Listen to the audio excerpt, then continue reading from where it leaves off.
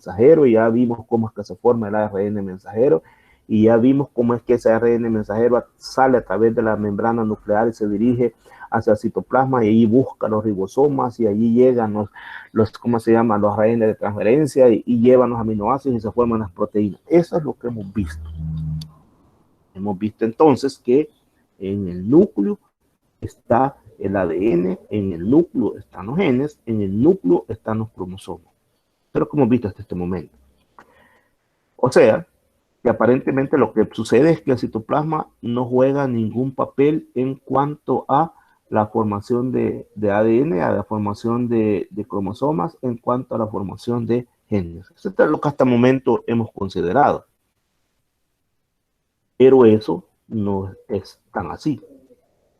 En realidad, hay un detalle. Veamos esta célula. Aquí tenemos el núcleo.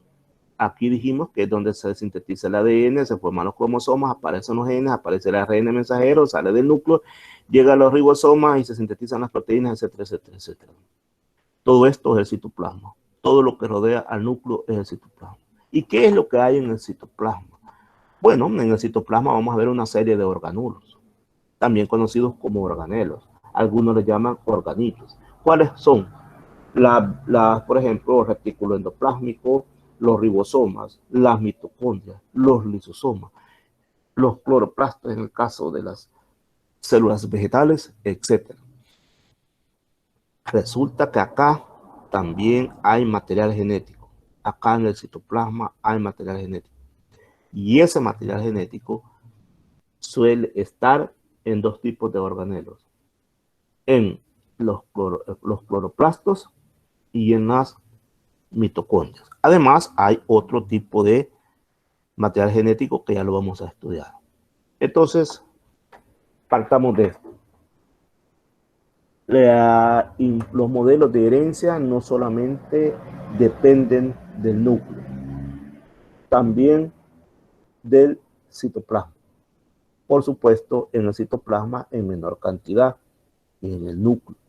La gran cantidad de material genético está en el núcleo. En el citoplasma hay menos, pero incide. En este sentido, vamos a mencionar que hay varios tipos de herencia extranuclear, no hay una sola. Una de ellas es la relacionada con organelos, también conocidos como organulos u organitos.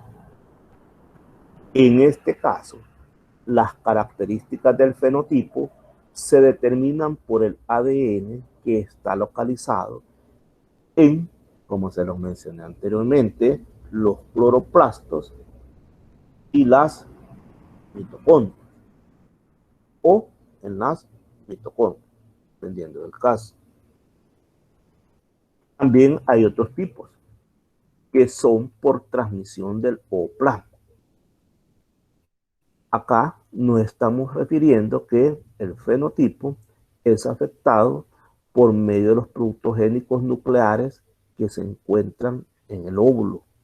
Y estos son episomas, también conocidos como plásmidos, transposones, integrones y la denominada herencia infecciosa. Veamos esto nuevamente. Transmisión del ooplasma. Estamos diciendo que en este caso el fenotipo del individuo es afectado por productos génicos nucleares que se encuentran en el óvulo. Y esos son los episomas, transposones, integrones y herencia infecciosa. Si usted se fija, estas cuestiones son fuera de lo que hemos visto anteriormente, de cromosomas y todo eso. Son términos nuevos. Son productos génicos que están en el núcleo, pero no son propiamente del núcleo. Incluso aquí se habla de herencias infecciosas. Por ejemplo, la transmitida por virus. Parece que alguien está esperando.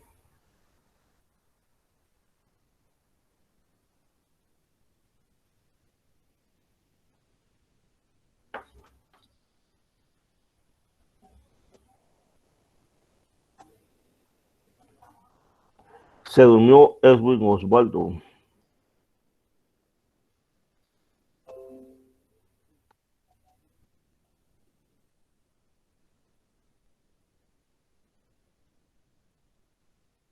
Bien, como les decía, la herencia infecciosa es un ejemplo, ¿verdad? Y es el resultado de organismos que están localizados en el citoplasma de una sola huésped. Y su efecto, más adelante vamos a hablar de esto, pero lo vamos a empezar a mencionar desde ahora. Y esto se da más que todo en el periodo perinatal. Este periodo perinatal tiene que ver con el embarazo de la mujer. Se da antes del nacimiento y un mes después de nacidos. Estamos refiriendo a la cría. Entonces, ese es el periodo perinatal. Y aquí los virus se pueden transmitir de la madre al hijo. ¿Cómo? Por el torrente sanguíneo, a través de entonces de la alimentación que la madre le está dando vía la placenta del ombligo y todo eso que le está dando al bebé antes de nacer, un mes antes, y un mes después a través de la leche materna. Más adelante vamos a hablar sobre esto. Bueno, entonces con todo lo que hemos mencionado, vamos a decir que la herencia extranuclear también se le conoce como citoplasmática, porque está localizada en el citoplasma. ¿Y en qué consiste? En la transmisión de información genética de una manera no convencional. Es decir, no por los contenidos del núcleo de la célula, sino por el citoplasma. Ejemplos de eso son mitocondrias, cloroplastos, plásmidos, virus, episomas, transposones e integrones. Todos estos son ejemplos. Vamos a hablar acerca de la herencia por medio de organelos o de organulos.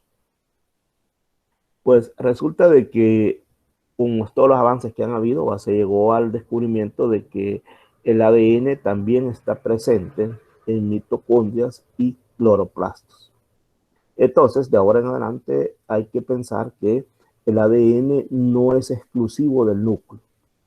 También hay en mitocondrias y también hay en cloroplastos.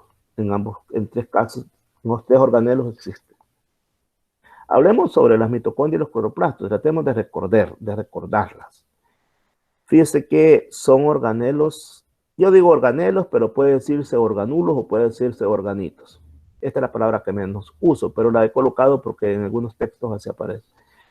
En todo caso, son organitos celulares autónomos. Cuando digo autónomos, me refiero a que usted puede extraer una mitocondria o extraer un cloroplasto de una célula y estos van a continuar con vida. Por eso es que son autónomos. Y lo importante del caso es que tienen ADN. Y lo más importante es que ese ADN es capaz de replicarse, es capaz de transcribirse y es capaz de traducirse. Esté o no esté el núcleo. Vamos a ver, jóvenes, cuando yo digo que es capaz de replicarse, de transcribirse y de traducirse, entonces es capaz de hacer ¿qué? Es capaz de hacer ¿qué? O de fabricar ¿qué? Si yo digo que es capaz de replicarse, de transcribirse y de traducirse, entonces es capaz de ¿qué? ¿Quién me responde? De sintetizar proteínas. Exactamente. Exactamente, es capaz de producir sus propias proteínas. Imagínense cómo es de interesante esto. Dentro de la célula tenemos al núcleo de donde sale el ADN y que es capaz de fabricar sus propias proteínas. Pero también tenemos a las mitocondrias y también tenemos a los cloroplastos, que igual tienen esa capacidad, obviamente en menor cantidad. Entonces quiere decir que estos jóvenes que son las mitocondrias y los cloroplastos tienen genomas. Y como no son del núcleo, se les conoce como genomas no nucleares. Y los vamos a conocer de esta manera. ADN-MT significa ADN de las mitocondrias o ADN mitocondrial. Y ADN-CP significa de los cloroplastos. Eso, entonces, cuando encuentre usted en algún texto ADN, MT o ADN, CP, significa que uno es mitocondrial y el otro es cloroplasto. Y aquí entonces estamos viendo cómo se ven en el microscopio por ejemplo, una mitocondria, y estamos viendo cómo es un dibujo artístico, cómo es por dentro. Aquí tenemos una membrana externa, una membrana interna, esta es la matriz, este es el DNA, estos son los ribosomas. Estos que están acá son los ribosomas, quiere decir que ahí es donde se sintetizan las proteínas. Y en el caso de cloroplasto, aquí estamos viendo nuevamente la membrana externa, la membrana interna, la matriz. Quiero ver aquí, en este caso no le pusieron la matriz, pero la matriz en este caso tendría que ser esta que está acá. Le llaman estroma en vez de matriz, pero tendría que ser todo esto, se le conoce como estroma en vez de matriz. Y estos son los granas. Los granas son como un montón de tilacoides. Y los tilacoides es donde se encuentran todo lo que hacen los procesos de fotosíntesis. Ustedes supongo que ya cursaron fisiología vegetal y en todo caso ya cursaron botánica. Entonces vieron un tema sobre fotosíntesis.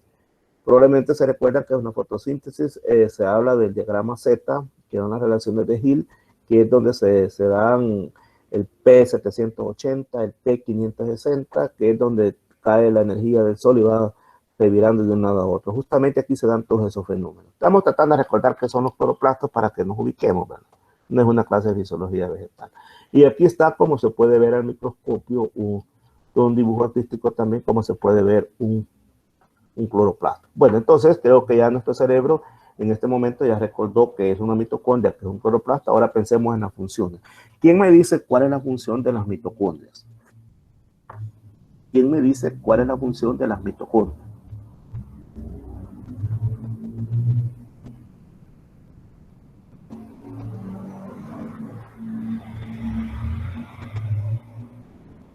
¿Cuál es la función de las mitocondrias? No estoy muy seguro, licenciado, pero medio recuerdo que está relacionado con la almacenamiento de energía, como digamos, siendo una analogía como una central eléctrica de la célula. Va, perfecto. Creo que voy a dedicar unos par de minutos a hablar sobre el papel de la mitocondria, porque si vamos a hablar de ADN de las mitocondrias, tenemos que tener bien claro qué son las mitocondrias y qué es lo que hacen las mitocondrias. Muchas gracias por la participación. Vamos a ampliar lo que el compañero dijo. Resulta que es lo siguiente. Él habló de una central de energía y así se le compara justamente a las mitocondrias. Ahora bien, ¿qué sucede exactamente en las mitocondrias para que sean tan importantes y estén relacionadas con la energía? Bueno, primero preguntémonos, ¿y energía para qué? ¿Para qué sirve la energía? La energía es la que hace moverse un vehículo, la que hace moverse un ventilador, la que hace que ¿cómo se llama? Que su celular funcione. Energía, y existen diferentes tipos de energía. Los seres vivos necesitamos energía biológica para poder movernos, para poder llevar a cabo todos nuestros procesos metabólicos de respiración, digestión, etc. Para todo eso se necesita energía. Esa energía que nosotros ocupamos proviene de una batería que está suspendida allá en el éter, en el cielo, y esa gran batería se llama el Sol. Y el Sol nos envía esa energía diariamente.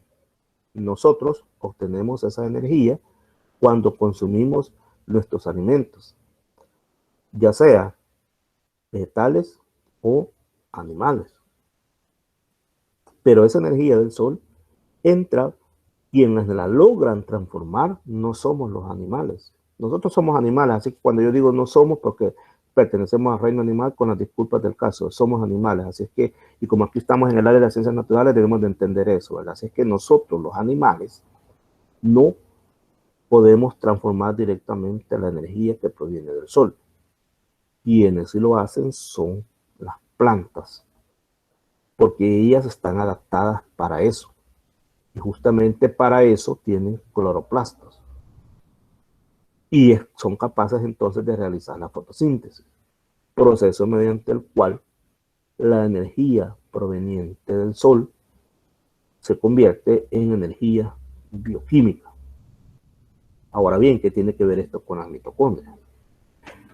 Supóngase que vamos a tortillas. Todos los días comemos tortillas. Las tortillas bioquímicamente, ¿qué son? Son largas cadenas de almidones, en donde hay uniones de glucosas con otras glucosas 1,6-alfa. Me imagino que eso lo vieron en bioquímica y también lo vieron en orgánica, enlaces alfa, carbonos 1,6. Se van uniendo todas esas moléculas de azúcar y forman largos almidones.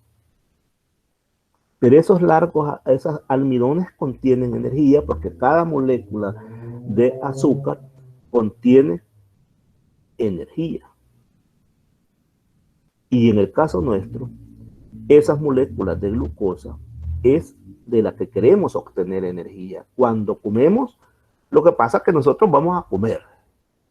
Es un instinto. Comer, al fin de cuentas, es un instinto porque somos animales. Y como animales actuamos y tenemos conductas de animales. Y una de ellas es comer. Lo que quizás no sabíamos es que estamos comiendo para tener energía. Un instinto natural. Pero es un dictado de supervivencia. Estamos comiendo para obtener energía. Ahora que la ponemos de pizza, la ponemos de pollo campero, de pupusas de queso, eso es otra cosa. Pero comemos para obtener energía. Entonces, esas largas cadenas, estoy poniendo el caso de los almidones, pero hay otras formas también de obtener energía. Entonces, esas largas cadenas de almidón, en el caso de los humanos, cuando llega a la boca, comienzan esos almidones a romperse, porque mezclamos nuestro alimento con saliva. Creo que estoy hablando un poco sobre fisiología animal o sobre bioquímica, no sé, pero es necesario para que comprendamos todo eso. Como les repito, ¿de qué me sirve que sepamos que en el ADN hay, que hay ADN en la mitocondria, en los cloroplastos, y no sepamos qué es una mitocondria, y no sepamos qué es un cloroplasto? Entonces, como profesionales tienen que tener una formación integral. Así que me van a disculpar si ahora me meto a otras materias. Entonces, cuando esos almidones llegan a su boca, esos almidones comienzan a ser rotos por acción de una enzima que se llama amilasa, que está en la saliva. Ahí comienzan a romperse esos almidones. Y continúan rompiéndose cuando llegan al estómago. La idea es que una vez rotos esos enlaces, los azúcares quedan libres. Ya no están unidos un azúcar con otro. Ese enlace alfa se rompe. Se rompe ese enlace alfa y entonces quedan libres las moléculas de azúcar, de glucosas. Y entonces, ahora vamos a hablar de la mitocondria. Resulta que esos azúcares van corriendo por la sangre y la sangre los distribuye a cada célula. Una vez esa sangre atraviesa la membrana celular, también la atraviesan las moléculas de azúcar, porque ellas sí pueden atravesar la membrana celular. Recuerde que la membrana celular es una doble capa lipídica. Tiene un modelo de mosaico fluido. Se recuerda de biología general. Que le dijeron que la membrana celular tiene una doble capa, una bicapa lipídica y tiene proteínas incrustadas y que eso se le conoce como mosaico fluido. Pues resulta que todo eso lo atraviesa. Las moléculas de azúcar sí tienen la capacidad de atravesarlo. Los almidones no, porque son muy grandes. Entonces por eso se rompen. ¿Se acuerda que le acabo de decir que desde la boca empiezan a romperse y quedan libres las moléculas de azúcar? En efecto así es. Para que puedan atravesar la membrana. Pues una vez que atravesaron la membrana celular, se dirigen aquí, se dirigen a la mitocondria. ¿Y qué es lo que hacen en la mitocondria? Pues en la mitocondria, allí se va a llevar a cabo el ciclo de Krebs. ¿Y el ciclo de Krebs qué es y por qué se llama así? Se llama así por un señor de apellido Krebs, que fue el que lo determinó, y se dan las mitocondrias porque esa molécula de azúcar, en bioquímica, me imagino que vieron el fenómeno de glicólisis. No lo voy a explicar, se lo voy a mencionar. El fenómeno de la glicólisis o glucólisis es cuando la molécula de azúcar se rompe y finalmente se convierte en ácido fosfolicérico, que finalmente se convierte en acetilcoenzima A. Eso lo tuvieron que haber visto en bioquímica. Y el acetilcoenzima A es el único que puede iniciar los ciclos de Krebs. ¿Y qué sucede en los ciclos de Krebs? Se forman paquetes de energía en forma de NADHF y de FADH2. Y esos paquetes de energía son los que nos permiten tener vida. Entonces, por eso se dice que las mitocondrias son centrales de energía, porque ahí se está transformando la energía y se forman paquetes de energía. Ahora, ¿qué es lo que hacen los cloroplastos? En los cloroplastos, aquí es donde se está llevando a cabo la formación de esas moléculas de azúcar. que posteriormente pueden formar almidones. Y en algunos casos simplemente se transforman en fructosa, que es el azúcar de las frutas. Y todo eso se lleva a cabo en estas membranas que están acá, que son los tilacoides, porque aquí están los receptores conocidos como fotosistema 1 y fotosistema 2, que lo tuvieron que haber visto en, o mejor dicho, lo vieron en fisiología vegetal y en botánica. Entonces, acuérdense que aquí se da la reacción de Hill y se da el ciclo de Calvin, las reacciones en la luminosidad y las reacciones en la oscuridad. Y así como se forman las moléculas de azúcar que posteriormente van a formar almidones o se transforman en fructosa. Bien, entonces, ahora sí, ya recordamos que es una mitocondria, que es un cloroplasto. Como siempre tenemos miedo, ¿qué es lo que va a salir en el examen? Yo no le voy a preguntar nada en el examen a usted acerca de qué son las mitocondrias ni qué son los cloroplastos. Eso ya pasó. En otras materias lo vio. Nada más lo estamos recordando, así que yo no le voy a preguntar nada. Así que de lo que acabamos de hablar, no le va a salir nada en el examen. Volvamos entonces al punto en el que estamos. Bien, entonces, volvamos al punto. Durante la fecundación, la aportación de citoplasma del gameto masculino es muy pequeña o nula. Recordará usted que estamos hablando que el ADN existe en el citoplasma también.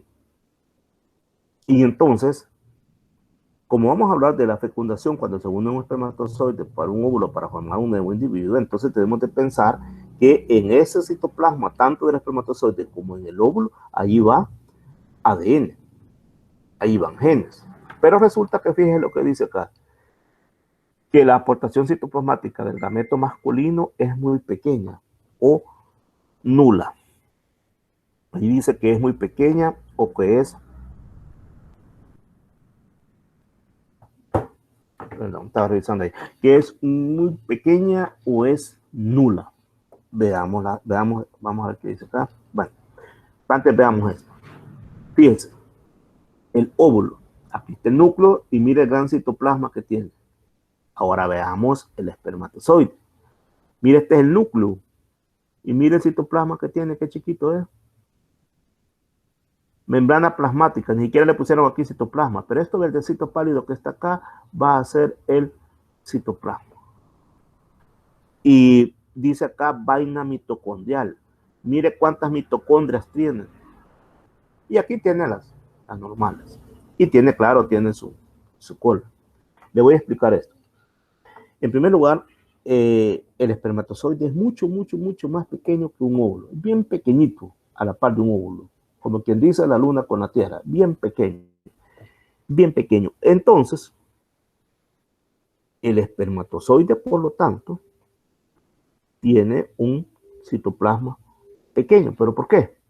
Porque su núcleo es el que lleva la información para los cromosomas, que todo lo que nos interesa, lo nuclear, pues está reducido, es pequeño también. Y citoplasma es muy poco el que lleva. Y las mitocondrias incluso las tienen localizadas en esta formación extracitoplasmática. Y lleva un montón de mitocondrias. ¿Y por qué lleva tantas mitocondrias? Porque este muchacho le toca emprender un camino largo y tortuoso y además competitivo, porque cuando va por el canal vaginal se mete al infierno, señores. Allí las condiciones de pH y temperatura para este muchacho es lo más terrible que se puede imaginar. Muchos mueren en el canal vaginal, no aguantan las condiciones que están allí. Y hay otros que sí soportan y además son buzos para correr y le ganan a todos los demás. Entonces necesitan un buen motor, un motor que lleve suficiente energía. Llevan un montón de mitocondrias, por supuesto. Pero entonces aquí va el ADN. Sí, el problema es que cuando estos espermatozoides finalmente alcanzan el óvulo, estas mitocondrias están agotadas, se fundieron. Entonces, la aportación citoplasmática del gameto masculino es muy pequeña, prácticamente nula. Lo que le interesa al óvulo es recibir al núcleo. Lo demás se ocupó, se desechó. Esto es lo que realmente interesa que entre al núcleo para que se una al óvulo, quise decir, para que este núcleo se una a este otro núcleo. Es decir, aquí van cierto número de cromosomas que van a unirse con este cierto número de cromosomas que están acá. En el caso de la especie humana, aquí van a ir 23 y aquí 23 y se va a formar un cigoto de 46. Entonces, los individuos reciben solo aportación de mitocondrias o cloroplastos vía materna. Es decir, solo recibe los genes extranucleares de la mamá. Entonces, pensemos, nuestro ADN extranuclear es nada más materno, no es paterno. Aclaremos ese punto. No sé si se comprende eso. Si alguien ha comprendido, por favor me dice. O si alguien ha comprendido, me diga cómo lo comprendió. ¿Cómo lo entendió? Si alguien no ha entendido, me dice por favor cómo lo ha entendido para ver si andamos en sintonía. Participemos por favor porque se van a dormir si no participan. Si alguien me dice qué es lo que estoy tratando de decir, me explica por favor cómo lo comprende.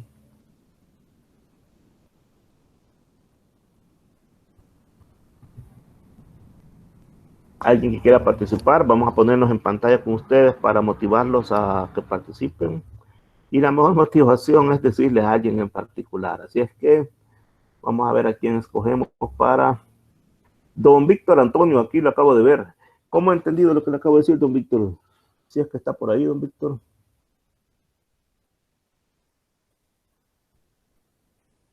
Porque dice que no he entendido muy bien, Lee, porque dice de que solo llevaría los cromosomas maternos y no paternos. No me queda muy claro eso. Muy bien, excelente. Vaya, significa que lo voy a volver a explicar. Preguntémosle a Luisito, que es el que escribe aquí en el chat. Luisito, escríbanos allí qué entiende por lo que hemos mencionado. Aquí estoy viendo el chat, escríbalo. Estamos aquí esperando que usted escriba, Luisito. El hombre que nunca habla, don Luis Ernesto Hernández Aragón, en este momento nos va a escribir ahí qué es lo que entiende. Dele, don Luisito. Nada. Hoy no escribió Luisito. Bueno. Ignacio Isaías Castellano, ¿qué ha entendido usted de lo que acabo de hablar? Si no ha entendido, dígame nada, que yo voy a entender eso también, no hay problema. Vamos a ver aquí de los 46 que hay acá. Neta, está bien, está bien, Ignacio. Me llega a sinceridad. Don Héctor Antonio Barca, ¿qué ha entendido usted?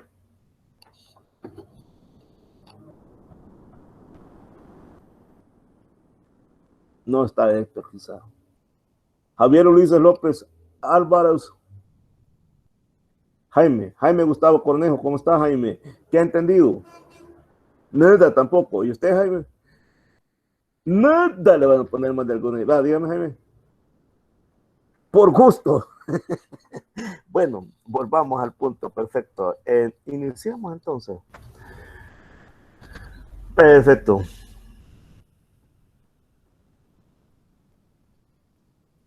Imaginé que estaba hablando solo. Va. Hablamos cuáles son las funciones de la mitocondria y los cloroplastos. Olvidemos eso. Ubiquémonos en lo siguiente. El hecho de que estamos hablando de que hay ADN en el núcleo y también hay ADN fuera del núcleo. Y ya dijimos que está en los cloroplastos y ya dijimos que está también en las mitocondrias. Vamos a hablar por el momento de células animales.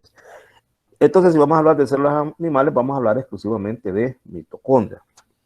Entonces, si recordamos, en los óvulos son células, también los espermatozoides son células, solamente que son células sexuales. Resulta que estas células sexuales, su citoplasma lleva mitocondrias, tanto el de los óvulos como en el de los espermatozoides. Pero sucede que en los espermatozoides el núcleo casi abarca todo lo que es el citoplasma. Entonces el citoplasma queda bien pequeño. Entonces, si el citoplasma queda bien pequeño, casi no lleva mitocondrias. Pero si vemos la estructura del espermatozoide, vemos de que incluso hay una vaina mitocondrial, es decir, compuesta de un montón de mitocondrias. Eso significa que el espermatozoide tiene un montón de mitocondrias. Y entonces, si tiene un montón de mitocondrias, ¿por qué estoy diciendo que en la fecundación la aportación citoplásmica del gameto masculino es muy pequeña o nula? Si aquí lleva mitocondrias.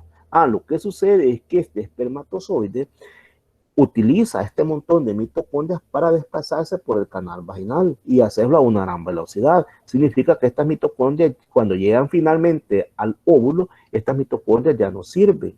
Ya no sirven porque llegan agotadas. Se les acabó toda la energía, que ya no sirven. O sea, estuvieron en el camino. Entonces, al final, lo único que entra al óvulo es este núcleo. Por lo tanto, la aportación citoplasmática del gameto masculino es muy pequeña o nula, porque casi no lo acompañan mitocondrias. Solamente casi entra, es solamente el núcleo. Entonces, los individuos reciben solamente aportación de mitocondrias o de cloroplastos, en el caso de las plantas, vía materna. Entonces, si usted ve acá en el óvulo, aquí sí hay mitocondrias. El individuo, cuando este espermatozoide se una con el óvulo, se va a formar un nuevo individuo. Pero este nuevo individuo va a tener aportación de mitocondrias solamente de las células de la mamá, de la madre, porque aquí casi no. Entonces, yo les hice una pregunta, o mejor dicho, una reflexión, que nosotros, todos nosotros, tenemos ADN extranuclear, pero ese ADN extranuclear es el proveniente de nuestra mamá, nada más. De nuestro padre no tenemos ADN extranuclear. Bien, perfecto. Ahora sí quisiera que alguno de ustedes escriba o comente que entendió. Vamos a ver si ahora se mejoró la situación o si aún necesitamos insistir. Veamos, vamos a explorar este grupo. Natalie, ¿cómo está Natalie y Abigail? ¿Qué entendió Natalie?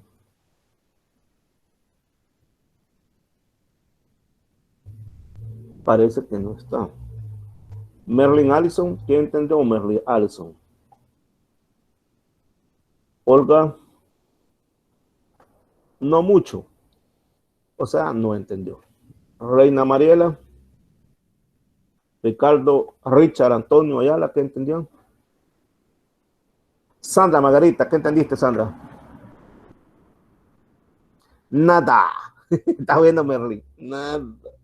Ya vamos a explicarlo otra vez. Nada.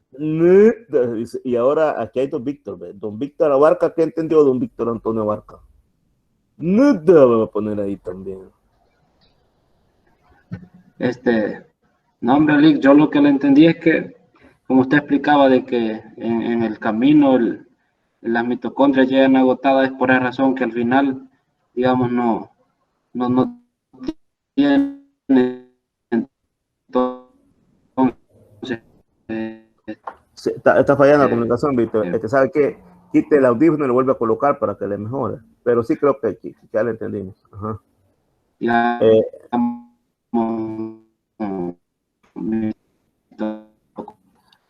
se falló la paterna o lo materna.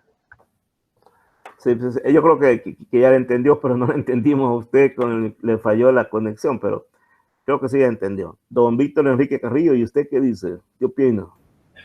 Yo le entendí que de la parte del padre casi no lleva, sino que lleva más de la parte de la madre, porque del padre, como se agotan las mitocondrias en el camino, se lo lleva casi de la madre. Muy bien, gracias. ¿Y don Jorge Elías Humaya? ¿Qué entendió? Lo mismo ayer los compañeros, que el espermatozoide, por ser el núcleo más grande y tener poco citoplasma y el viaje que va a emprender requiere de energía, pues aunque tenga bastante mitocondria, podemos decir se va a gastar gastando energía, va a gastar las mitocondrias y no va a poder aportar, y por eso se da el aporte solo materno. Muy bien, gracias, así es. Y aquí Ignacio, que no entendía al principio, ahora ya entendió, o sea, valió la pena explicar, porque anteriormente yo le pregunté a Ignacio y me dijo que no entendía, ahora miren qué bonito, cómo entiende perfectamente. Dice, el espermatozoide llega al óvulo por medio de la energía de las mitocondrias, pero al llegar al óvulo, estas llegan agotadas. Al final el embrión recibe sobras mitocondrias del óvulo. Tiene la capacidad de sintetizar, Ignacio, en pocas palabras lo dice, solo que repite algunas palabras. Excelente, excelente, Ignacio. Dice Víctor Enrique Carrillo Durán, Xiomara Paz. Xiomara Paz. A veces le sucede a uno que tiene, y a veces con estos calores está uno sin camisa y salen ahí sin camisa. Es cierto, es que hay que tener cuidado con las cámaras, aunque no debería de haber pena, ¿verdad? Pero como es parte del instinto del reino animal que nos protegemos siempre, entonces no nos gusta estar en cámara. Excelente. Bueno, parece ser que unos jóvenes no entendieron, entonces estamos en todo el derecho y tener la paciencia del caso de explicar nuevamente. Yo todo el tiempo les he dicho que a mí la paciencia me sobra y entonces aquí vamos nuevamente. Para los jóvenes que no han entendido, miren, estamos hablando de herencia extranuclear, herencia que está fuera del núcleo, y esa herencia que está fuera del núcleo está localizada en las mitocondrias y en los cloroplastos. En el caso de los animales, vamos a hablar cuando se une un espermatozoide a un óvulo para formar un nuevo individuo. En ese caso, en teoría, la herencia extranuclear, tanto del macho como de la hembra, deberían de presentarse, pero no es así. Lo que predomina es la herencia extranuclear de la madre, o sea, de la hembra. ¿Por qué razón? Porque el caso es que en los espermatozoides de las mitocondrias se utilizan nada más para el viaje largo y tortuoso que tiene que hacer el espermatozoide. Y esas mitocondrias llegan agotadas, llegan destruidas, llegan explotadas cuando ya llegan al óvulo. Y solamente al óvulo nada más entra el núcleo del espermatozoide. Sin embargo, el óvulo ahí está quieto, esperando que llegue el espermatozoide. Y además el óvulo es bien grande. Entonces el óvulo tiene todas sus mitocondrias allí, de manera tal que entonces cuando se une el núcleo del espermatozoide, se une con el núcleo que está en el óvulo, allí se va a dar esa fusión de ADN nuclear de ambos, pero también en el nuevo individuo van a tener incidencia el ADN que está en el citoplasma, específicamente en las mitocondrias. Y por eso decimos de que en la fecundación la aportación citoplásmica del gameto masculino es muy pequeña o es nula. Que por lo tanto todos nosotros solo recibimos aportación de mitocondria y en el caso de las plantas de cloroplastos nada más de la vía materna, de la hembra, de la madre. Y vamos a ver si esto tiene relación con Mendel. Vamos a preguntarnos si la herencia extranuclear es mendeliana. Y entonces diremos que si el individuo empieza su desarrollo en el citoplasma del óvulo, vean dónde empieza el desarrollo del individuo, en el citoplasma del óvulo. Tendrán influencia las proteínas, es decir, todos los productos génicos de genes nucleares maternos ahí presentes sobre el fenotipo del individuo. ¿Tendrán influencia, sí o no? ¿Qué dice usted? Diga simplemente sí o no. Me gustaría que por micrófono, porque en este momento no estoy viendo el chat. ¿Sí o no? Dígame sí o no. Participe sin miedo. Aquí no.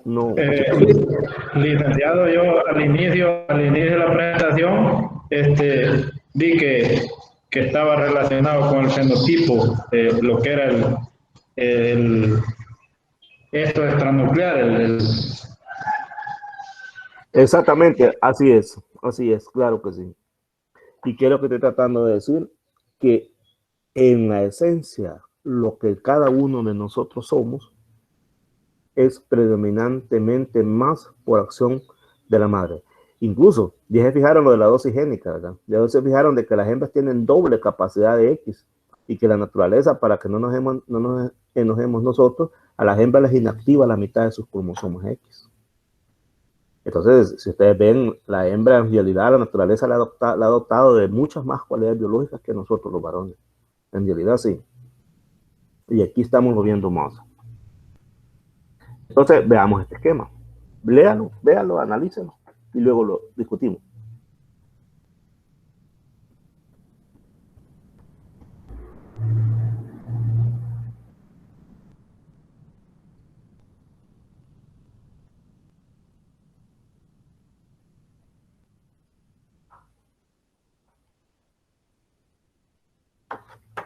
Vaya, esto es lo que hemos estado viniendo diciendo. Aquí está un óvulo y un espermatozoide. Aquí el espermatozoide te aclara más, te dice amplificado para mostrar los detalles, ¿no? Porque este es bien chiquitito y aquí lo han hecho algo grande para que se pueda ver. Entonces aquí están las mitocondrias que lleva el espermatozoide y aquí están las mitocondrias que están en el núcleo. Entonces, cuando ya llega acá, ambos espermatozoides y óvulos contribuyen con ADN nuclear al núcleo. Es decir, este núcleo se va a unir con este otro núcleo, se va a fundir. Por eso usted aquí ve morado y azul, lo vamos a ver más de cerca. Por eso usted aquí ve ADN morado y ADN azul, quizás esto. Entonces, ahí hay dos tipos de colores de ADN. Pero solo las mitocondrias femeninas son las que van a contribuir con ADN mitocondrial.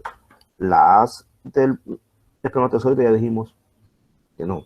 Esto es un resumen de lo que he estado explicando. Podemos decir, por tanto, que los genes del núcleo segregan en meiosis. ¿Qué quiere decir eso? Que los genes del núcleo se arreglan en cromosomas y los cromosomas entran en divisiones meiótica 1 y meiótica 2. Se recuerda cuando se da la división. Pero los genes de las mitocondrias y de los cloroplastos, estos segregan en mitosis, cuando se produce la distribución al azar de los orgánulos celulares. Imaginémonos en este momento, vaya, imagínense usted que tiene, ¿cómo se llama? Una tapadera de un bote, imagínense. Imagínense que en esa tapadera de ese bote pone otra tapadera más chiquita en medio. Váyase imaginando eso. Ahora, imagínense que alrededor de esa tapadera chiquita coloca un montón de chibolas de diferentes colores que van a representar un montón de organelos. Pero en este caso vamos a imaginarnos que solamente van a ser mitocondrias. Pero ahí pueden haber lisosomas, pueden haber ribosomas, pero ahorita solo vamos a pensar que son mitocondrias. Volvamos al esquema mental que estamos fabricando. Les pedí que su cerebro fabricara la idea de una tapadera de un bote grande. Imagínense de lata de plástico, no importa, tampoco el color, ahí escoja, que su cerebro escoja. Chivo, ya la escogió, perfecto. Ahora búsquese otra tapadera más pequeña y colóquela en medio de la tapadera grande. Ya la colocó, perfecto, su cerebro ya la colocó. Ahora vaya y consígase unas chibolas por ahí. Pongámosle un color a las chibolas, pongámosle color rojo. Unas 10. Tírelas alrededor de la tapadera pequeña. Esas van a ser las mitocondrias. Ya estamos hasta ahí con su esquema mental, perfecto. Los genes de los mitocondrias y los cloroplastos pueden ser mitocondrias o pueden ser cloroplastos. En este caso vamos a pensar que son mitocondrias. Van a segregar en mitosis. ¿Qué significa eso? ¿Se recuerda usted que las células sufren mitosis y sufren meiosis? La meiosis es cuando de una célula salen 4 con el número de cromosomas reducido a la mitad. Esa es la meiosis.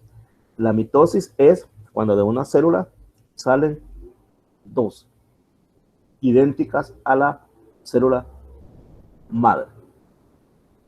Cuando decimos en mitosis, lo que estamos diciendo es que simplemente esas mitocondrias o esas chibolas que usted ha colocado allí y dijimos que iban a ser de color rojo, ahora las va a duplicar. Si tenía 10, ahora va a poner 20. Perfecto. Tiene una rueda grande, tiene una rueda chiquita que va a ser el núcleo, alrededor de él tiene el citoplasma con un montón de chibolas rojas que van a ser las mitocondrias. Al principio 10 y ahora tiene 20. Perfecto. Ahora esta célula la va a dividir, la va a partir, va a hacer 2. Eso es mitosis. Y van a tener que ser igual que la célula madre. La célula madre dijimos que tenía 10 mitocondrias. Pero como usted ya la duplicó a esta grande, de esta va a sacar 2. Cada una va a tener 10 mitocondrias. Y a eso refiere cuando dice que los genes mitocondriales y también los de los cloroplastos se segregan en mitosis. A eso se refiere. A ese esquema mental que acabamos de hacer, a eso se refiere. Segregar en mitosis. En meiosis es cuando se reducen a la mitad. Y en este caso la mitosis, la duplicamos y al final quedaron igual que la célula madre. Por eso dice en mitosis. Ahora, ¿cómo se desarrolla la herencia extranuclear? Herencia por segregación mitótica la vamos a explicar detalladamente. Se da tanto a nivel de cloroplastos y mitocondria durante las divisiones celulares mitóticas, es decir, durante ese esquema mental que usted acaba de hacer. Si quiere lo dibuja o si quiere lo hizo nada más a nivel así mental. Usted decide. Las células hijas contienen una muestra aleatoria de los organulos de las células de los padres. Pues bien, ubiquémonos en este esquema. Y en este esquema es lo que básicamente hicimos. Este es el núcleo y esto que lo están rodeando son las mitocondrias. Aquí era de una célula se van a partir y van a salir dos. ¿Cuántas mitocondrias tenemos? 2, 3, 4, 5, 6, 7, 8. 4 azules, 4 rojas. En el centro vemos el núcleo. Se va a partir y de aquí se van a formar dos células hijas. Cada célula hija tiene un núcleo, 2 celestes mitocondrias y 2 rojas mitocondrias, igual que acá. 2 mitocondrias celestes y 2 mitocondrias rojas y el núcleo. Entonces quiere decir que la célula madre tuvo que haber sido de esta manera. Ahora, esta se va a convertir en célula madre nuevamente. Entonces, por eso dice replicación de la mitocondria. Entonces, al hacerse madre nuevamente, esta célula se va a empezar a partir igual que acá. Se va a empezar a partir igual que aquí se va a empezar a partir, pero si usted se fija, esta célula madre se duplicó el núcleo y también duplicó las mitocondrias. Duplicó el núcleo y también duplicó las mitocondrias. Significa que en la tapadera que mencionamos también tuvimos que haber colocado otra ruedita pequeña para indicar que los núcleos también se habían duplicado. Y entonces van a aparecer nuevas células. Y en estas nuevas células, fíjese qué interesante. Al principio teníamos 2 rojas, 2 celestes, pero ahora resulta que tenemos 3 rojas, 1 celeste. Aquí tenemos solo celeste y aquí tenemos solo rojas. Y nuevamente estas se van a replicar. Por lo tanto, comienzan a duplicar sus mitocondrias después y se van a formar, ¿cómo se llama? De aquí se van a hacer como esta. Esta también se va a hacer como esta. Esta se va a hacer como esta, se va a hacer 2 y esta también se va a hacer 2. Y de ahí van a salir otras 2. Esto que vemos acá, que vemos 2 mitocondrias rojas, 2 celestes, pero ahora estamos viendo 3 rojas y 1 celeste, se explica acá. Cuando dice, las células hijas contienen una muestra aleatoria de los organulos de la célula de los padres. Aleatoria. Aleatoria, si se recuerda de estadística, quiere decir al azar. Significa que estas mitocondrias, unas agarran para una célula y otras agarran para otra célula. A eso se refiere aleatoria. Y es así pues como se da la distribución. Y acuérdense, aquí lo que estamos viendo es cómo se distribuye la herencia. Y todo esto lo estamos preguntando, lo estamos diciendo por eso, por esto. La gran pregunta es que si la herencia extranuclear es mendeliana. Y empezamos hablando que si tienen influencia las proteínas que están presentes en el ¿cómo se llama? En el citoplasma del óvulo. De ahí empezamos a preguntarnos. Luego explicamos este diagrama y luego dijimos de que los genes en el núcleo se crean en meiosis, pero que los genes en las mitocondrias y en los cloroplastos se crean en mitosis. Y ahora planteamos cómo se desarrolla esa herencia extranuclear y decimos que ocurre tanto en cloroplastos como en mitocondrias durante la mitosis quiero decir. Y que las células hijas contienen una muestra aleatoria, es decir, no necesariamente van a ser las mismas siempre, de los organulos de los padres. Y explicamos este diagrama. Así es que, con esto que hemos dicho hasta este momento, repetimos la pregunta. ¿La herencia extranuclear se cumple bajo las leyes de Mendel? ¿Sí o no?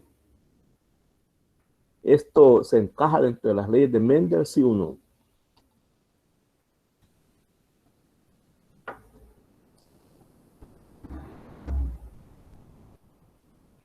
Bueno, la respuesta, bueno, no está la respuesta aquí, pero se la voy a decir. La respuesta es no. Definitivamente no. Porque aquí, si ustedes ven, simplemente se duplican, se distribuyen al azar. Entonces, esto no encaja con las leyes de Mendel. Y cuando digo no encaja, significa que si un tipo de herencia extranuclear, por ejemplo, el aparecimiento de alguna enfermedad, nunca lo vamos a comprender si le aplicamos las leyes de Mendel. Jamás se comprendería si le aplicamos las leyes de Mendel, porque simplemente este tipo de herencia extranuclear no encaja dentro de las leyes de Mendel.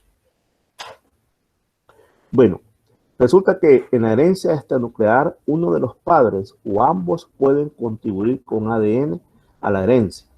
Entonces hablamos de herencia uniparental y de herencia biparental. Cuando decimos uniparental, estamos diciendo que solo uno de los padres contribuye con ADN granular a los hijos. Por ejemplo, la herencia materna de la mitocondria humana. Estas se transmiten a la descendencia una vez, ya lo vimos, que el huevo fue fertilizado. Es importante señalar nuevamente que las mitocondrias del padre no se transmiten a la descendencia a través de los espermatozoides, y ya vimos la razón por la cual eso no es posible. Otro ejemplo clásico es la herencia materna de los cloroplastos a nivel de plantas, que lo vamos a ver en la próxima clase. Así que en la mayoría de los organismos, el citoplasma casi siempre es heredado exclusivamente por vía materna.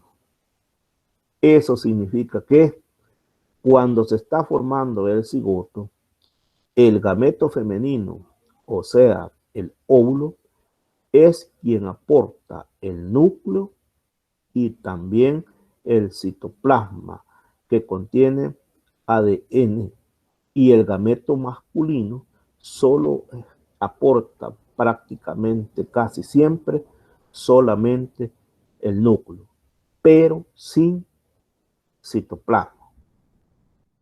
Y entonces aquí tenemos un modelo de herencia maternal.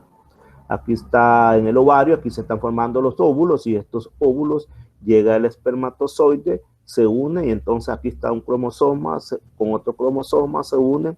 Pero si usted ve acá, las mitocondrias paternales fueron destruidas durante la fertilización. Es decir, todas las mitocondrias que iban aquí se destruyeron y no fueron capaces de entrar aquí al óvulo. Por lo tanto, este óvulo comienza ya a sufrir mitosis y forma nuevas células, pero aquí, si usted ve, aquí estas marcadas en rojo son las mitocondrias. Usted ve acá solo hay mitocondrias femeninos en la nueva descendencia. Y eso implica entonces ADN vía materna. Ese es el caso de la herencia uniparental. Ahora vamos a hablar sobre la biparental. Acá, como es bi, entonces ambos padres contribuyen con ADN. Puede ser menos común que la herencia uniparental extranuclear. Un ejemplo, la que se utiliza para hacer la cerveza. La levadura Saccharomyces cerevisiae, esta tiene un ejemplo de herencia biparental. En este caso, sí, ambos padres contribuyen con ADN granular a la descendencia. Quiere decir que en este caso, también las mitocondrias del padre contribuyen. Y aquí estamos viendo nuevamente, para entrar más en detalle, cómo es eso de la herencia mitocondrial. Aquí podemos ver los fenómenos que se dan, que les expliqué anteriormente de la mitocondria, que se genera entre moléculas de azúcar y al final se genera energía. Se libera CO2, se libera agua. Esa es bioquímica. Aquí está el parte del genoma mitocondrial. Note usted que los cromosomas del núcleo, mire cómo son, y mire cómo son los cromosomas de la mitocondria. Son esféricos, son redondos, y en cambio acá no tienen esa forma. Son circulares. Podemos hablar acerca del genoma mitocondrial. Bueno, antes de hablar de las mitocondrias, hablemos de su origen. hay varias hipótesis que plantean de que fíjese que las mitocondrias provienen de bacterias anaerobias, es decir, las bacterias que viven sin oxígeno, antiguas, antiquísimas, de hace millones de años, y que tienen su propio ADN. La teoría plantea de que posteriormente estas mitocondrias se zafaron de estas bacterias y se adhirieron a otro tipo de células y entonces se fueron incorporando y que ahora ya forman parte de nuestras células. Pero esas son teorías. La estructura del genoma mitocondrial es circular, igual que el de las bacterias. En realidad es una molécula circular de ADN helicoidal, con doble hebra y supercondensada. Se conocen también casos de genomas mitocondriales de forma lineal, es decir, hay circulares, pero también hay lineales. Aquí estamos viendo el ADN mitocondrial. En este caso del ADN mitocondrial no hay histonas. ¿Se acuerda usted que en el ADN del núcleo hablamos de histonas? En este caso no hay histonas. Hay muchas copias del genoma mitocondrial en cada mitocondria y están ubicadas en regiones que se conocen con el nombre de nucleoides, que son estos que están acá.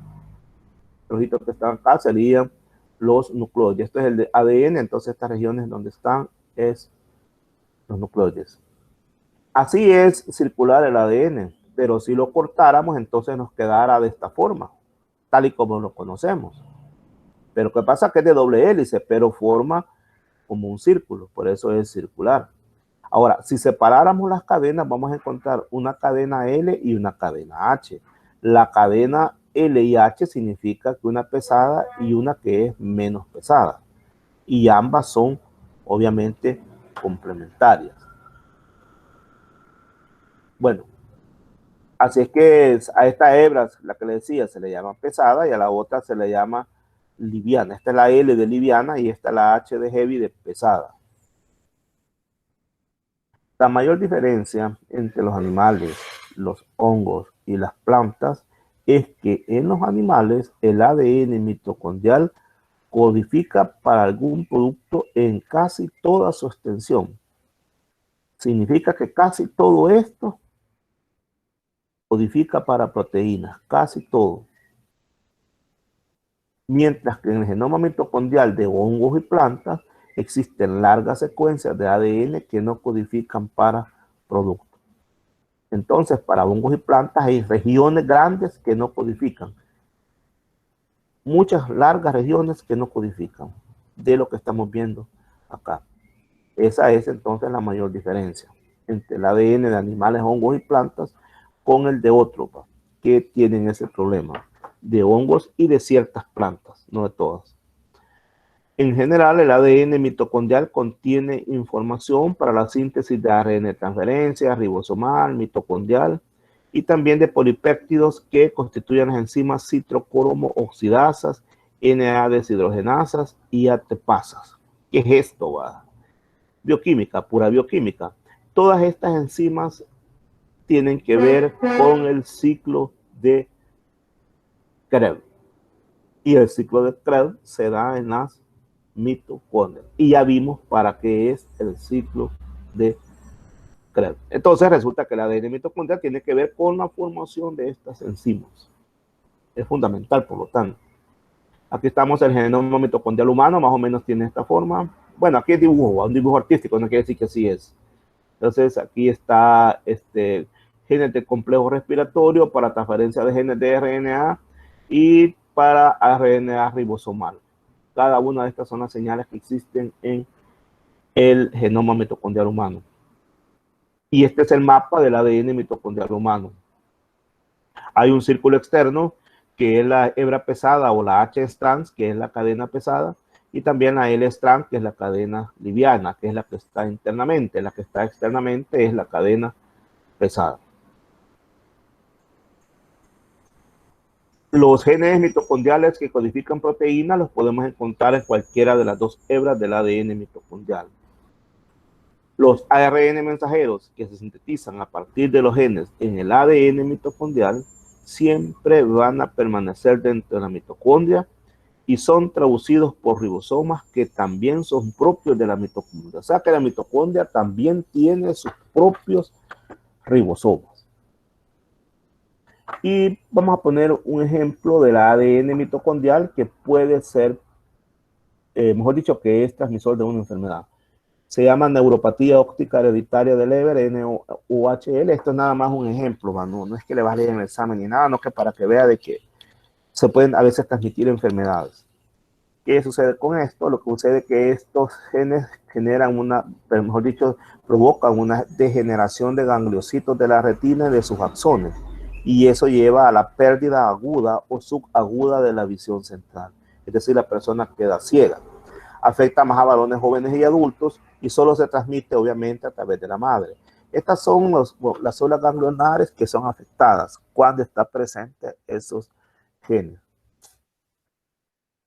¿Y por qué es? Porque hay mutaciones que afectan las posiciones, y aquí están unos números medio extraños, va 11.778, 3.460 y 14.484, que están ubicados en estos mapas. Estos se llaman mapas de ADN o de genes. Entonces, tampoco vamos a entrar en detalle de esto. Nada más se los pongo para ubicarlos. Estos números están en estas subunidades, ND4, ND1 y ND6, y ya, pero esto se conoce, esto ya es para un ingeniero genético. Hay una carrera, si a usted le gusta la genética, después de sacar esta carrera, en el extranjero sirven unas carreras que se llaman ingeniería genética y ahí estudian todo esto, estudian todos estos mapas. Así que no se preocupe, nada más se lo estoy mostrando para que vea cómo es el estudio de la genética avanzada, pero nada más es para mostrarlo, no se preocupe. Repito, los hombres no pueden transmitir esta enfermedad a sus hijos. Entonces, podríamos decir que todas las alteraciones del material genético de las mitocondrias son causas, lamentablemente, de algún tipo de enfermedades. Y que se pasan, obviamente, de las madres a los hijos, nunca de los padres a los hijos. Por lo tanto, todos los hijos e hijas de una mujer afectada van a heredar las mitocondrias con la mutación y obviamente van a ser afectados. Pero ninguno de los hijos e hijas del hombre afectado van a heredar la alteración, ni mucho menos van a desarrollar la enfermedad. Veamos esta imagen. El hombre no está afectado, pero la mujer está afectada. Entonces, todos los hijos van a salir afectados. El hombre está afectado, la mujer no está afectada. Todos los hijos van a salir sanos. En este caso, como la mamá está afectada, todos los hijos van a salir afectados. Vamos a ver si creo que es la última diapositiva. Esta es la última, pero ya esta es la penúltima, para que después, si están cansados, quiero que me expliquen esto. ¿Quién me explica este diagrama? ¿Qué quiere decir este diagrama?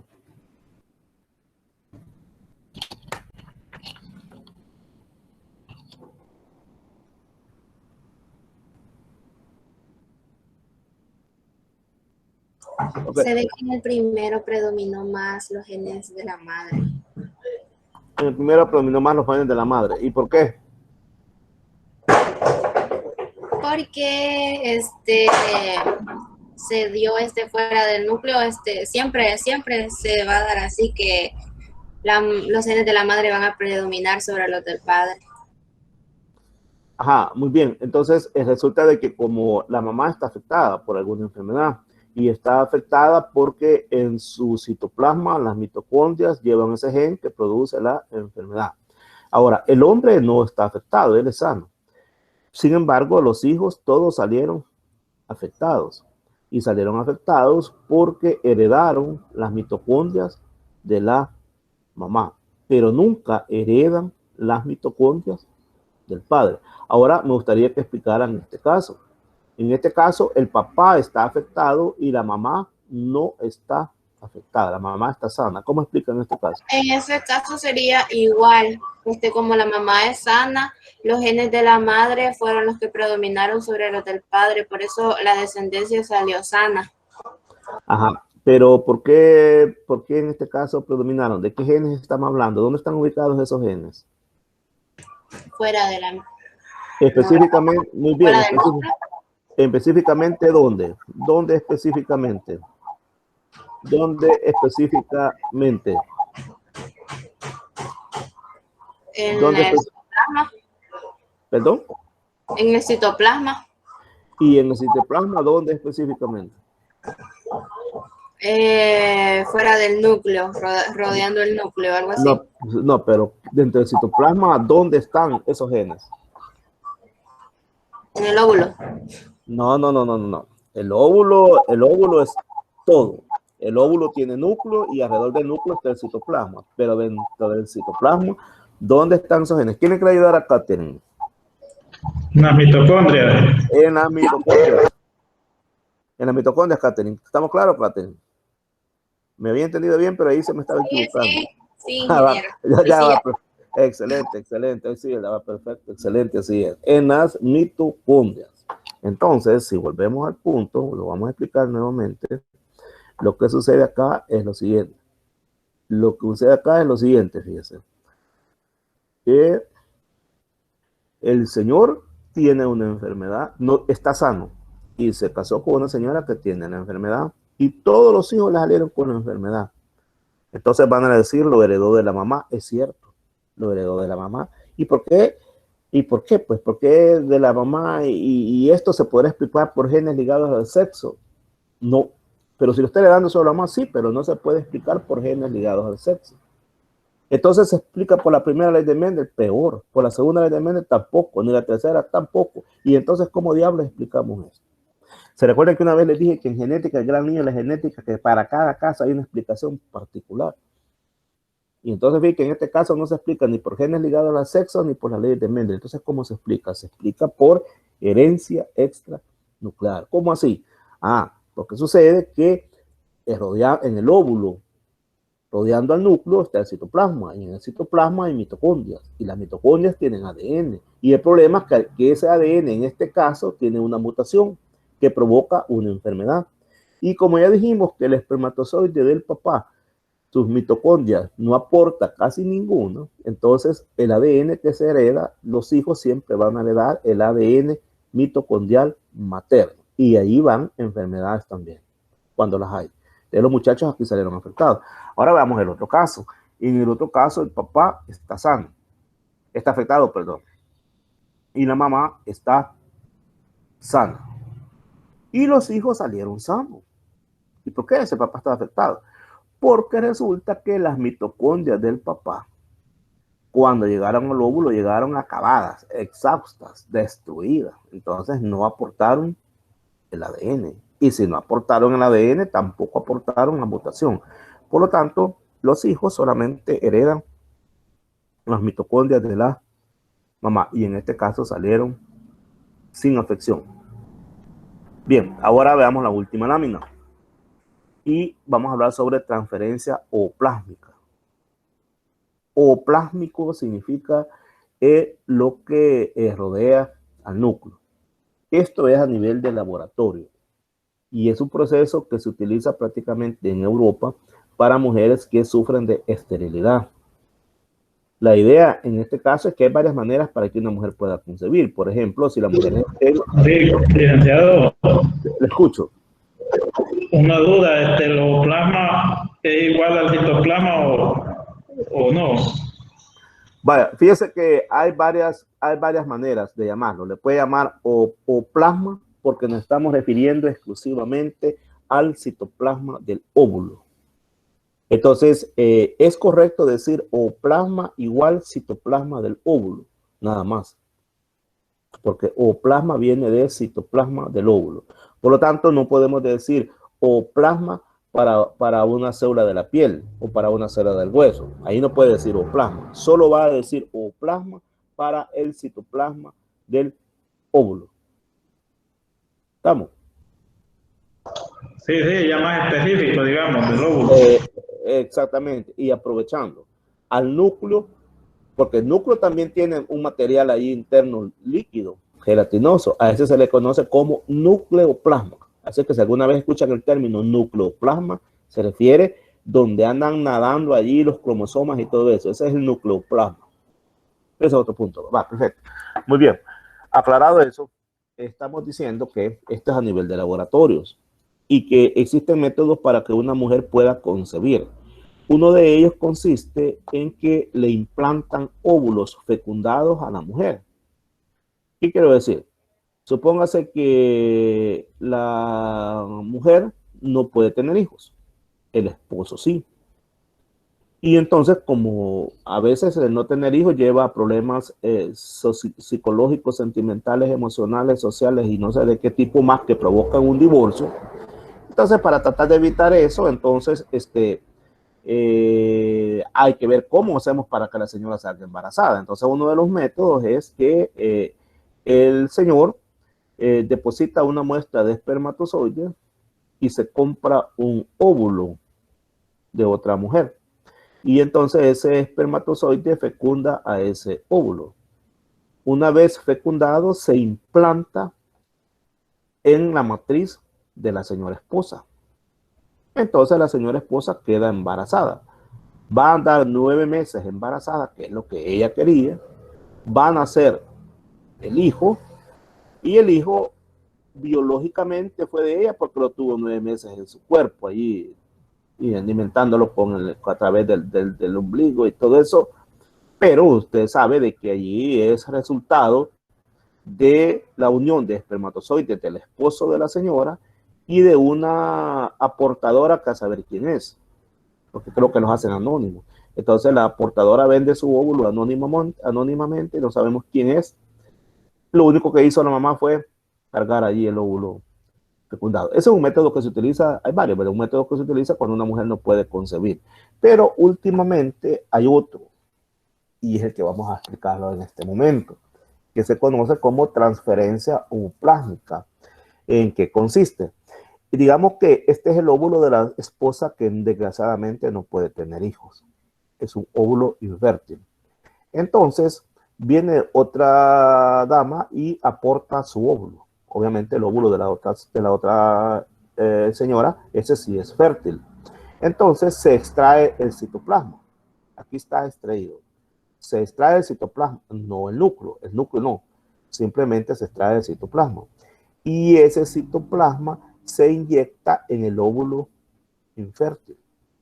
Entonces, si usted ve, aquí hay mitocondrias de la señora que no puede fecundar y mitocondrias de la señora que ha aportado su citoplasma. Entonces, aquí las estamos colocando de celeste y de rojo.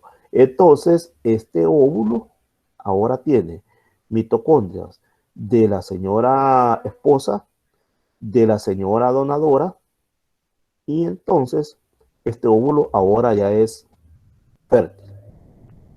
Ahora sí, ya este óvulo se le une siempre en laboratorio, como le dicen, in vitro, se le une el espermatozoide del esposo y entonces se va a formar un nuevo individuo. Pero en este caso, observe usted que se conserva el núcleo de la señora que no podía tener hijos, porque ahora sí va a poder. Y entonces, yo quiero una pregunta acá. ¿Cómo va a ser el genotipo del nuevo individuo? Comentarios, por favor. Siempre va a tener lo que la madre le transfiere. La madre biológica. La madre me decía. Siempre va a tener lo que la madre le transfiera. La madre biológica, la que no podía tener. La que Ajá. no. Muy bien, Catherine, pero ¿qué más? Perfecto, Catherine, pero ¿qué más podríamos decir? Aparte, lo que ha dicho Catherine es cierto, pero ¿quién quiere aportar más? Gracias, Catherine. ¿Quién quiere aportar más? Estoy viendo a Sandra, a Steiner, a Stephanie, a Víctor Antonio Abarca, a Kenia Carolina, Jorge Elías Umaña, a Víctor Enríquez. Vamos a preguntar del listado acá. Al azar, vamos a preguntarle a Samuel Osvaldo Lara. ¿Qué opina usted, don Samuel Osvaldo Lara, sobre este lío que tenemos allí? ¿Cómo va a ser el nuevo individuo? Su constitución genética, señorita Darling. Don Carlos Eliberto Hernández, que jamás los he escuchado por estos lugares. Don Ingrid Stephanie, Jaime Gustavo, no has hablado, Jaime. José Andrés, Karen Abigail, Marcela, Melissa, Natalie sí habló, Nubia, Oscar Amica, ahora que le pregunté y no contesté hace poco, Sergio, Sonia Margarita Reinado. Sonia, quiero hablar con usted, me dicen que no estoy yendo a campo. Víctor, etcétera. Entonces, ¿qué ondas aquí? ¿Qué ondas aquí, jóvenes?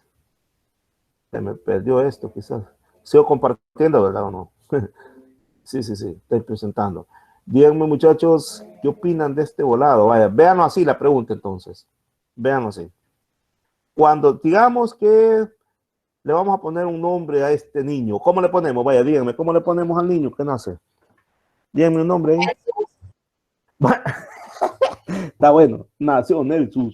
Y entonces, ¿qué onda ahí con Nelson? ¿Cómo va a ser genéticamente Nelson allí? ¿Cómo va a ser su constitución genética de Nelson allí? ¿Cómo va a ser ahí? Loco van a decir esto. Está bueno, está bueno. ¿Cómo va a ser ahí? Díganme, ¿cómo va a ser?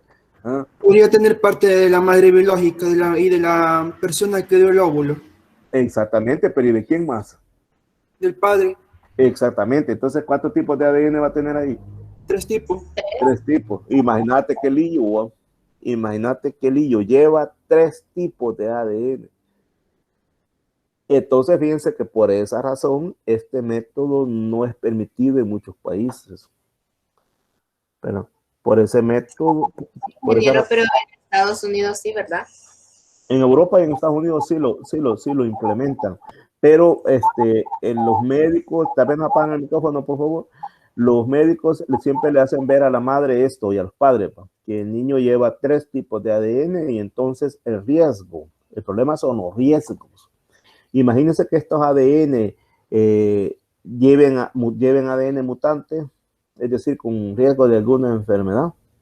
Imagínense que la madre ya tenga por ahí un par de genes mutantes para una enfermedad y el riesgo de que el niño lo vea de grande. Imagínense que la donante también. Entonces, ¿qué significa? Que el riesgo de que el niño tenga no hay que saber cuántas enfermedades congénitas de origen mitocondrial es extremadamente grande. Entonces, los riesgos, antes de hacer esto, generalmente hacen pruebas de ADN mitocondrial para garantizar que no va mutado. Licenciado, pero de ADN mitocondrial solo tendría 2. Las 2 mujeres. De las 2 mujeres, exactamente. El otro ADN sería nuclear, el del hombre. Nuclear, exactamente. También el de la mamá sería, de la esposa sería nuclear. El problema son estos 2 ADN nucleares. Ya no es riesgo solamente de uno, no que de 2 ADN nucleares. Entonces, antes de hacer esto, primero se tiene que hacer un análisis para ver si no hay posibilidad de que se herede alguna enfermedad que sea de origen mutante, sobre todo con la donante, ¿verdad? Porque se supone que si ella está sana, pues no hay problema que el hijo le va a salir sano, pero imagínate que se escoge un ADN de una persona que tenga una enfermedad y sea de origen mitocondrial, el niño lo va a ir a regar a Nelson porque saliera ahí con ese problema. Licenciado, y cuando se dividan, se van a replicar también ambas mitocondrias. Muy bien. Ajá. Exactamente. Ajá, porque las del óvulo infértil, cuando era infértil solo tenía un tipo, digamos, de mitocondria. Ya después tiene 2, pero en la replicación se replicarían ambas. Exactamente, y vea usted la carga de mitocondrias que tiene aquí con la gran carga de mitocondrias que tiene ahora. Entonces ya sería un individuo prácticamente no muy deseable, ¿va? Porque no sabemos cómo puede soportar esta gran carga de mitocondrias.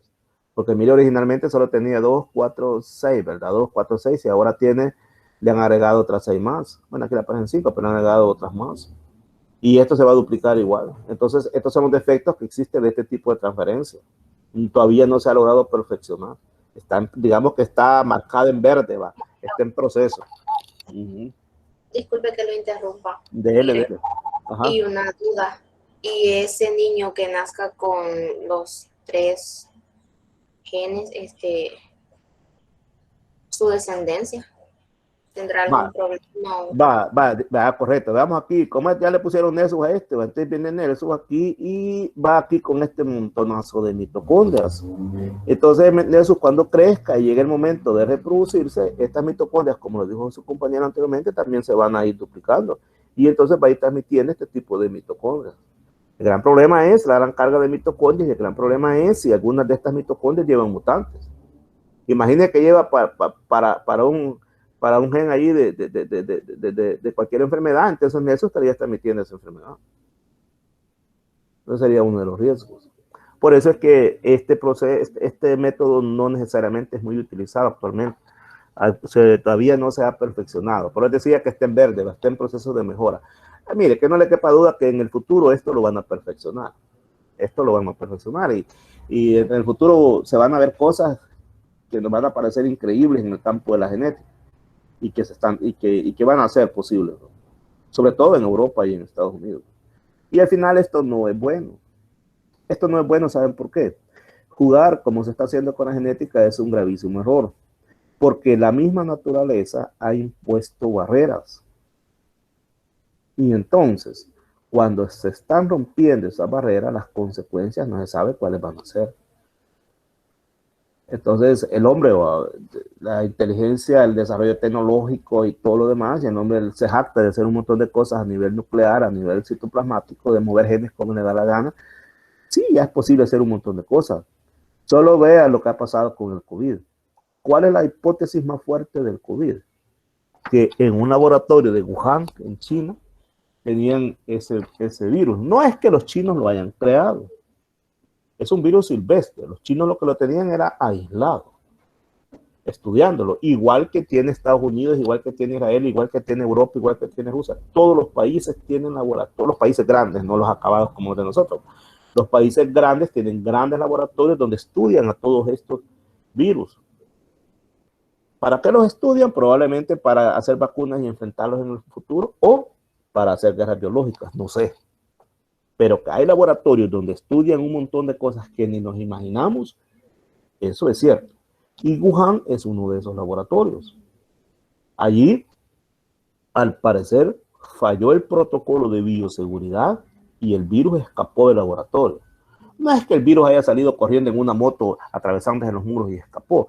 Probablemente alguno de los científicos que estaban ahí se contaminó, se contagió sin darse cuenta y cuando no estuvo el tiempo de cuarentena suficiente, porque en esos laboratorios, la gente que trabajan ahí, antes de salir a la ciudad, hacen sus cuarentenas de 15 o 20 días antes de abandonar las instalaciones, cuando reciben vacaciones anuales. Pero todo el tiempo pasan encerrados. Cuando logran salir, primero hacen cuarentenas. Probablemente allí falló el protocolo. Probablemente el tiempo de cuarentena que le dieron fue de menos días. Nunca imaginaron que ese COVID se tarda 15 días en incubar. La mayoría de virus andan por 7, 6, 5, 4, 3 días. Y este jodido se tarda 15. Supongo que probablemente le dieron unos 10 o 12 días a los técnicos allí para cuarentena, y cuando salieron todavía eran portadores, y así probablemente escapó ese virus. Entonces, en esos laboratorios se hacen grandes estudios, se hacen modificaciones genéticas. No sé si a este virus ya le habían hecho alguna modificación, no sé, pero que se les escapó, se les escapó. Y eso sucedió ahora en China, mañana va a suceder en cualquier otro país del mundo que tenga laboratorios. Todo país que tenga laboratorios de alto riesgo biológico, se tiene el riesgo, valga la redundancia, que escape un patógeno. Eso es así. Es como que me diga que todo país que tenga plantas radiactivas no va a existir el riesgo que exploten. Mire lo que pasó en Chernobyl y mire lo que pasó en Kioto. Le estoy hablando de Rusia y le estoy hablando de Japón. Donde hay plantas nucleares siempre existe riesgo de un accidente. Igual siempre existe riesgo que falle un protocolo de bioseguridad en un laboratorio. ¿Cuál es el punto? Que hay laboratorios donde se trabaja en términos propiamente genéticos y no sabemos qué monstruosidades quise decir, se están fabricando. No sabemos. Una monstruosidad no significa ser algo grande, enorme, cosas que ni vemos. Y no sabemos qué monstruitos se están construyendo, no sabemos. Si se le escapan, ahí están las consecuencias. Entonces, se está abusando, pues se está abusando mucho de la cuestión genética y a futuro a saber cuál es el futuro de la humanidad, así como se va. ¿Alguna pregunta o nos vamos a descanso?